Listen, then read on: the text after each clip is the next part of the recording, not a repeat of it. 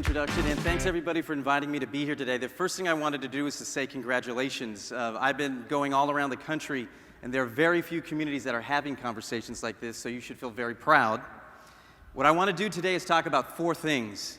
One is first talk about how PBS is seen, kind of the stereotypes, the perceptions first. Second, to talk a little bit about helping you better understand who PBS really is right now, the second piece, so you can understand what kind of an organization we are. Three, introduce you to a little bit of the new PBS. And then four, talk about some of the changes that we're trying to make happen to create this new PBS. But the first thing I'm going to do, and I know it's the end of the day, y'all are tired, you've been hanging in there all day long. The first thing I'm going to ask you to do is just get close to somebody, turn to the person next to you. I'm going to give you a little bit of time, and I want you to share with that person the first things, ideas, images, words that pop into your head when you think of PBS. So find a partner, just do that for a few seconds. First thing that pops in your head when you think of PBS.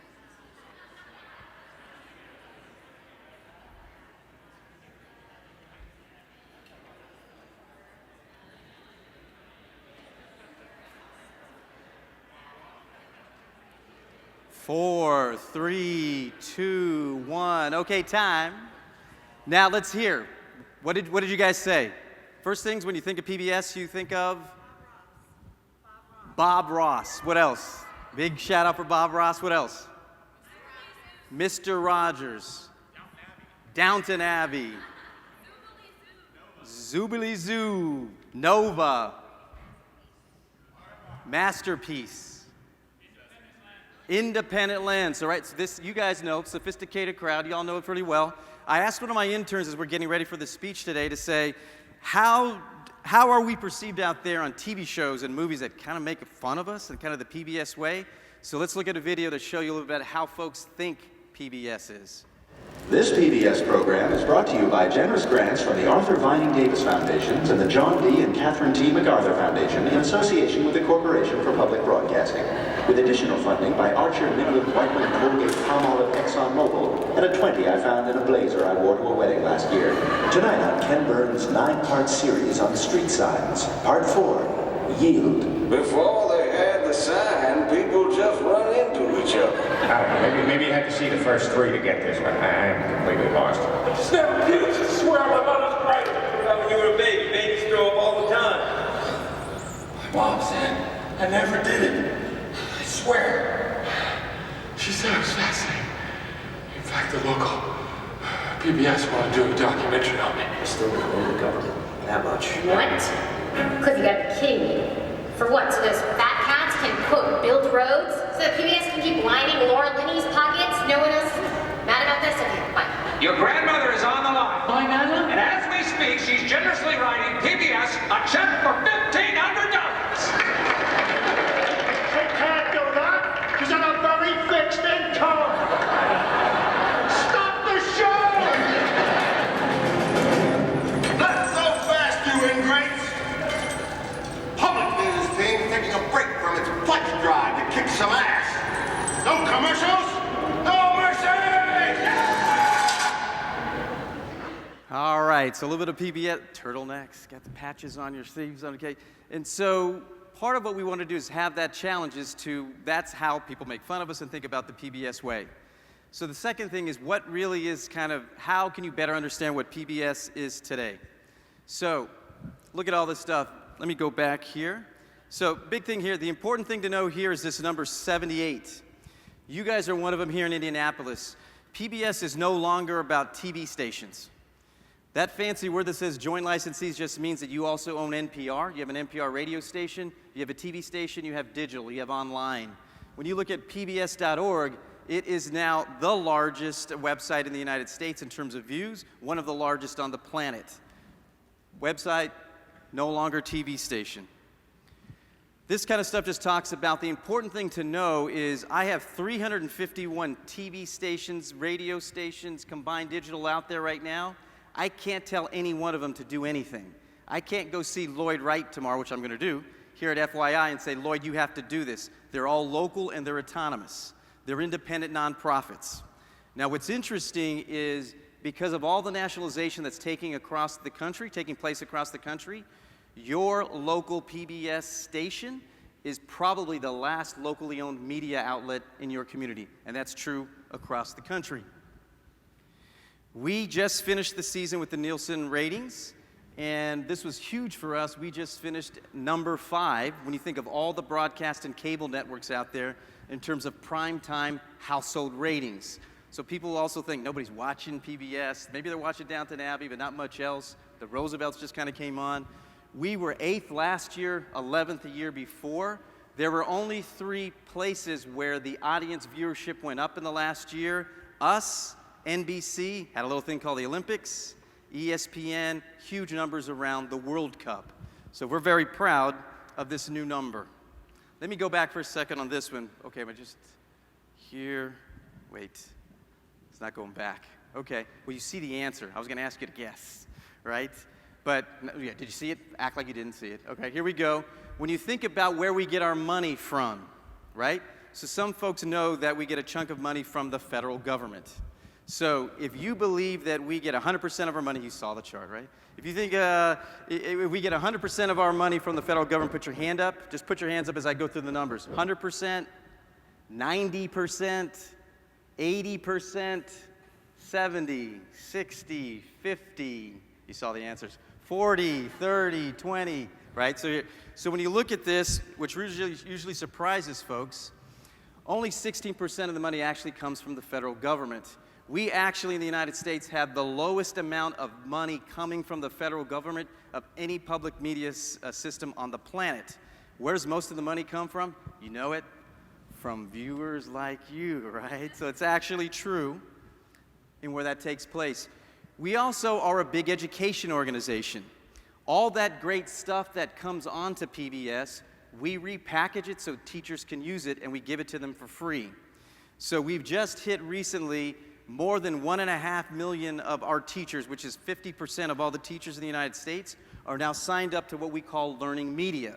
So in addition to, like I said before, not just a TV station, we're also an education organization. So your schools and your teachers are able to take all that great content. Ken Burns in the Civil War, we can look any day and see that it's still being shown in high schools and colleges and lots of education institutions around the country. So we're a big place for education as well. Now let's talk about, let me go back again, sorry about that. This is for you guys. So let's talk a little bit about the new PBS. The new PBS is really going beyond the TV and trying a lot of different things. I want to show you a couple of samples. The first one is something that's called the Idea Channel. Has anyone seen the PBS Idea Channel? So this, a couple of hands. I love it. My kids turned me on to it. And it's a kind of a mashup of pop culture, philosophy, art, history, video games, a little bit of something. But this gives you a little bit of hint of the new PBS. Let's take a look. Hello. So when you think of YouTube, maybe you think of cats or people falling down. But you know what else YouTube has? Ideas. Glorious, crazy, thought-provoking ideas. Like is Doctor Who a religion, or what did Leo Tolstoy have to say about internet memes? Here's an idea. Idea Channel is a YouTube show about internet and pop culture, philosophy, and the arts. We ask crazy questions, our viewers weigh in, and we have a conversation. My name is Mike, and I explore this and more in a YouTube show called PBS Idea Channel. If you can resist the draw of those cats for just a second, come say hi. Now that's your old PBS, right? That's the PBS you think of? 29 seconds. Incredible stuff that he's doing there. You should go online to kind of see it. Just the most unbelievable kind of views that are taking place, but really just interesting, great, fast-moving kind of pieces. As I mentioned, because our stations are local and autonomous and are the last ones that are really the locally owned back at home, there's a lot of potential for us to build off of local content. And so while things are happening at the national level, which we love, we're really trying to build up what's coming from the station itself. Something that can come from an FYI, something that can come from KLRN in San Antonio, which is where I'm from. And so once again, I want to show you a little bit of the new PBS of what's coming from the local stations online. Hi, everybody. We saw this problem that we cared a lot about, getting more women into engineering and really getting more girls to dream about the impact they can have on the world. Welcome, ladies, gentlemen, and kids. Graffiti was a kid's thing. It's coloring books. when I saw some of my friends that didn't make it home, you know, I felt guilty because I came home. What do you think that's describing about our culture? This is a great place to live, I think, and I really enjoyed living here, and I want to live here. When you're in Minnesota, it's not Minnesota nice, it's just Minnesota. Rap them, sauce them, and then... How loud is loud?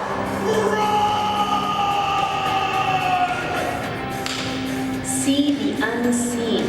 Get a new perspective on our place in the universe. We always combine hardy exercise with hydration.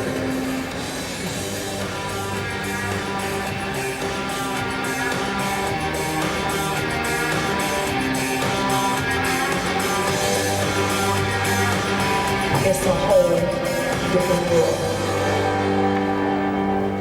So that gives you a little taste of what's happening from the local stations. There's another one I want to show you next, though, that's coming out of Kansas City. They decided as a strategy, how are they going to really go after folks who are in their 20s and 30s? They know that we have a great piece going on once you get married and have kids to come watch all the kids stuff. They know once you get a little bit older, you're going to get serious and watch all the frontline programs. How do we get to you early? They decided to go buy an alternative radio station and to really focus on the local music scene. The Bridge, Kansas City. Let's take a look. We believe that the local music scene here is really deserving, but that they don't get the credit that they deserve. When we started The Bridge, one of the big things that we wanted to focus on was serving an otherwise unserved audience. Local is such a bad rap. The word local over time, for whatever reason, has become this potentially like kind of negative word with negative connotations. And that's just simply not true. Even a country band locally called the Grizzly Band, they'll play right up next to the Beatles. And we treat it as if it's the most normal thing in the world, because after all, we kind of think it is. Even the Beatles are local bands. It's all about community, and it's all about the listener, and it's all about being part of something bigger. The local music scene in Kansas City arrived a long time ago. They just need the recognition for all the work that they've put in.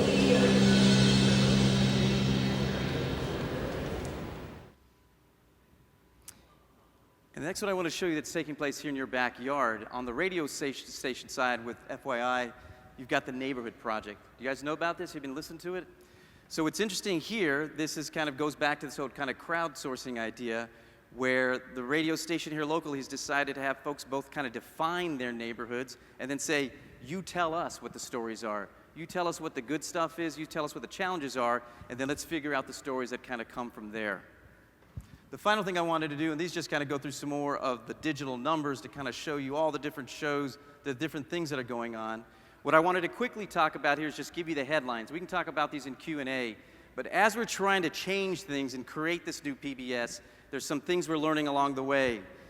The public really matters. My wife will joke right now when folks, I started in January with PBS, coming out of the administration, coming out of a couple presidential campaigns. Folks will ask my wife, what's Juan doing right now? She will tell them he loves what he's doing, and he can tell you what he's doing if you have 4 hours. If you don't have 4 hours, the shorthand is he's trying to put the P back into PBS. So our stations, we are public media. We have a role in the community. The kind of conversation that's taking place here today is the kind of thing we want to be happening all across the country. We also know that process matters. We're changing the way we do business. The old notion of just having people talk to you and you not getting engaged is the old way of doing business. How do we make sure we get everyone at the table? Your people and your network, that matters. And so we have more than 15,000 people across the country, and we always talk about our people being the most important thing, but yet we don't bring them together. We're starting a series of regional meetings for folks who haven't been connected, who haven't had a chance to meet people across the system so they can really kind of see what's happening. You got to question everything. Everything we've been doing from the past, whether it has worked or not, we know that the new attitude at our place has got to be, why are you doing that? What's behind it? What's the thinking? If we don't do that, we're going to get in trouble. And finally, we know that leadership matters. Our CEO is the only woman who heads a media company in the United States. She has set a tone to allow us to really come together, to think differently, to do all those other things. That changes the game. We can talk more about these in detail about examples, but I just wanted to give you the beginning of what we're learning as we're going through some of these change pieces. And the final thing before we go to Q&A is I want to give you a little bit of a highlight of the past year, which it took us to 5th. Here's what it looked like in the past year for us from PBS.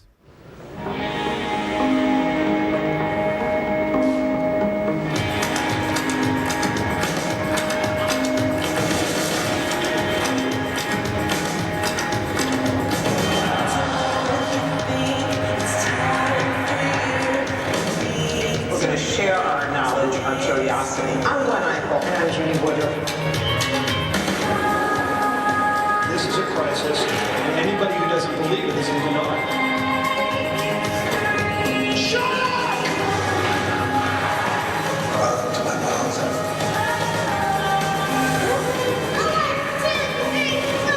Just because we're growing older. Merry Christmas!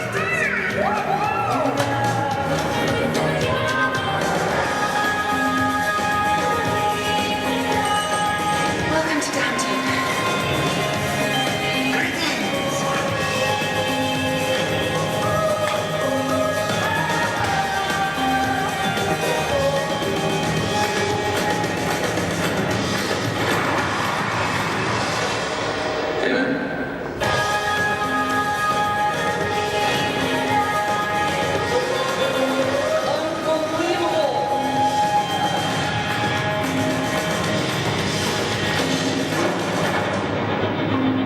PBS is a pretty badass station. Give it up for Juan. Thank you. All right, Juan, we've got a lot of questions coming in. When is PBS going to, or will PBS join the streaming revolution? So that's a great question. So that's actually one of the big conversations we're having right now. We know that technologically it's not a hard thing to do. We're just trying to kind of find the right set of folks to do it with us, but that's actually something we're working on right now. We've got some national organizations and companies here who might have affiliates or subsidiaries. How do you balance local versus national interests? So I think the big change for us has been that I was actually a little surprised when I came on board how we really weren't taking advantage of the local. And I think what happened is with the local stations being autonomous, like an FYI, you're so lost in trying to get it done in your own backyard, but you weren't getting connected to the whole system. So we know there's a plus for us to be getting them connected to each other to be part of the network, but at the same time, we know there is really great content coming from the local level, and we want to use all the platforms to elevate it. So it's a little bit of both. How do we connect them all to get the advantage of all the great creative minds to create that network? Then how do we elevate the local piece, which we know is the big advantage we have? So how do you bring along emerging videographers, storytellers? I mean, what's PBS's role in that? Do you have anything? So I think part of what we're trying to do right now, when I mentioned, so a lot of people were asking me earlier about, a lot of people have told me, congratulations on your new job at NPR. And then people are kind of, wait, you mean there are two different organizations? And like I was pointing out with that number, half of our licensees have radio stations. So what you're seeing happening at a lot of the stations, I was just in San Diego where they were telling me on a Friday, they said they brought all the journalists in and the young folks who were working on some of the video work and all these kinds of things. They said, this is the last day that you do radio, that you do TV, that you do digital. On Monday, you're just a journalist. You just do content. You follow politics or education. So kind of getting folks to understand that it's no longer about, people don't care how you get it. They just want it whenever they want it, however they want it. And so we have to kind of match that at the local station for how we provide the content as well. This is a good one around how you get quality versus quantity, but do digital advances make it easier or harder to produce quality on such a limited budget? I think there's a couple things. One we're seeing is that the technology is getting so much better that it's bringing the cost down, right? Okay. So in terms of the technology side, the ability of what you need to kind of go out and shoot something is just a lot easier than it has been in the past. But one of I call these the undiscussables.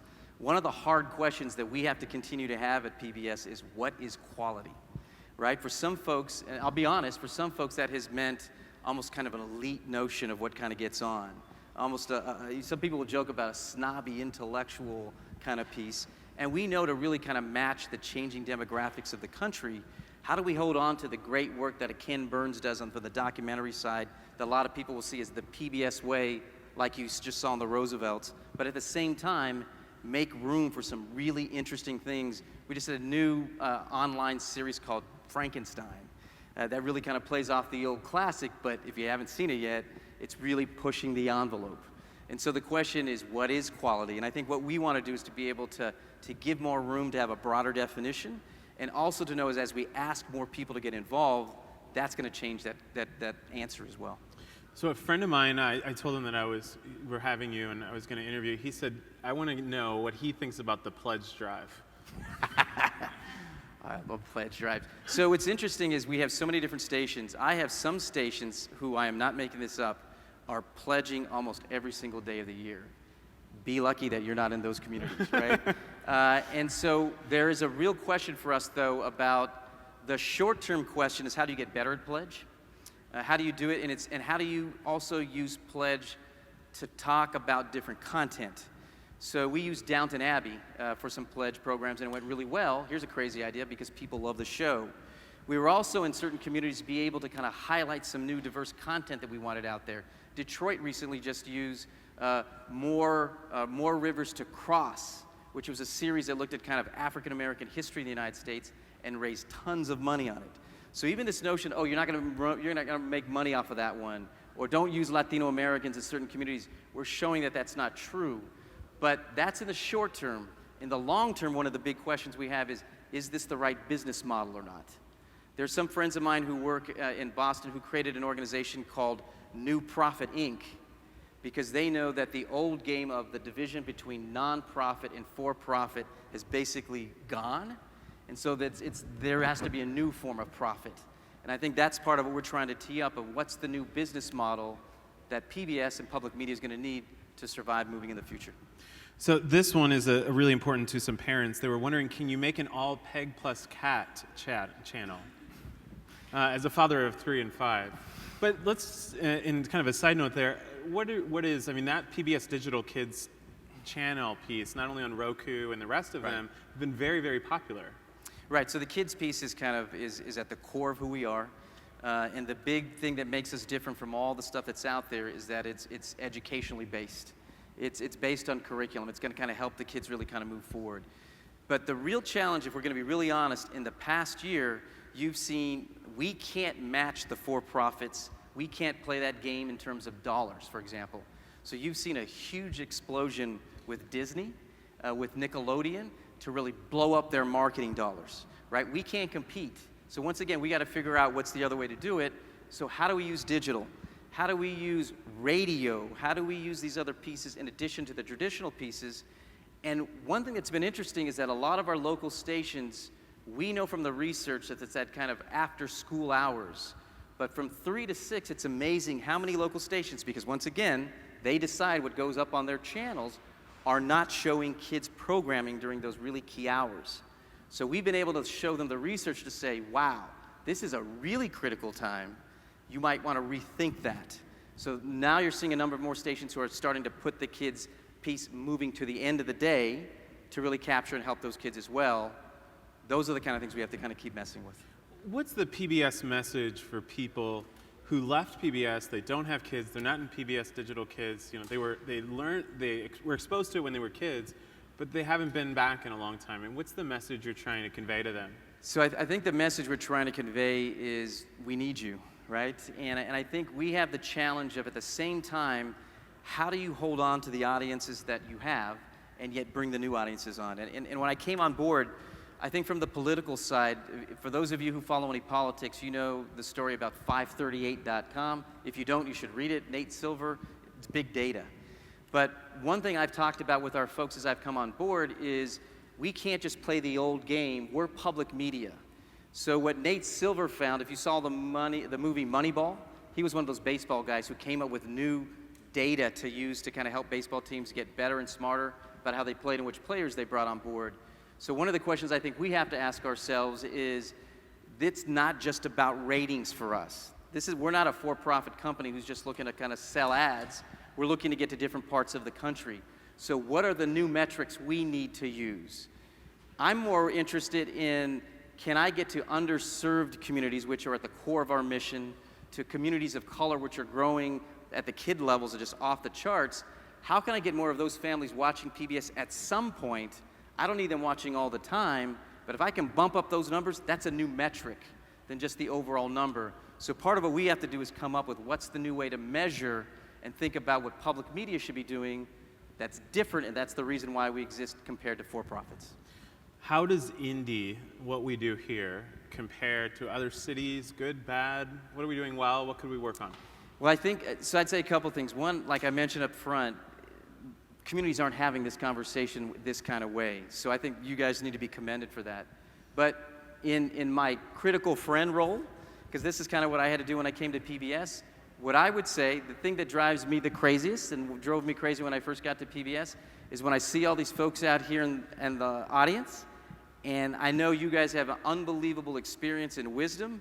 If I were you guys, I'd figure out how do I have the speakers, but then how do I go to you guys in small groups to really take advantage of your local knowledge, your local experience, and all those pieces so that I can really co-create with you. That's a big part of what we've done. I was talking about changing the way you do business and process. We have all these folks, but we spent a lot of time talking to them over the years and saying, I'm really smart because I'm from the headquarters and I know it's good for you. Listen to me, listen to me, listen to me. We did this on the campaign as well. Respect, empower, include. When you turn it over and you trust your folks and allow them to be part of the conversation, the solutions you're going to come up with are going to be way better than anything we could have come up by ourselves.